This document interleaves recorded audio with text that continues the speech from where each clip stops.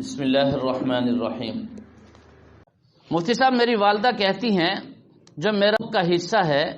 وہ میں اپنی فلاں بیٹی کو دیتی ہوں، وہ بہت غریب ہے، جبکہ میرا بڑا بھائی جان کہتا ہے امی آپ اپنا 8واں حصہ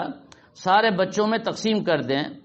تاکہ باقی اولاد بھی آپ سے محبت کرے، اور ہماری ایک بہن برابر اسی میں حصہ لے گی۔ ایک بہن ہماری ایسی بھی ہے جو موروثی طور پر بیمار ہے، بیماری کی وجہ سے وہ معذور ہے، چل نہیں سکتی، اس کی شادی بھی نہیں ہوئی،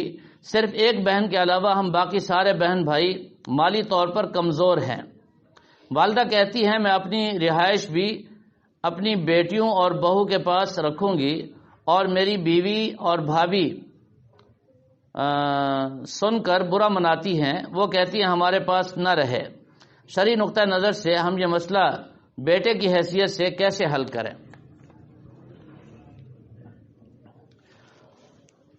یہ مسئلہ بڑا اہم ہے۔ اس میں اصل تو یہی ہے کہ والدہ اپنی زندگی میں اگر دینا چاہتی ہے تو سب بچوں کو برابر برابر دے، اس میں کمی بیشی نہ کرے۔ البتہ کوئی بیٹی یا کوئی اولاد میں سے ایسا ہے جو زیادہ کمزور ہے، معذور ہے، یا کوئی پریشانی ہے تو ان کو قدر زیادہ دے دے، اس کی گنجائش ہے، تھوڑا سا زیادہ دے دے، اس کی تو گنجائش ہے، لیکن عذر کی وجہ سے، بغیر عذر کے، بغیر کسی وجہ کے کمی بیشی کرنا آخرت میں پکڑ کا سبب ہے، گناہ کا ذریعہ ہے،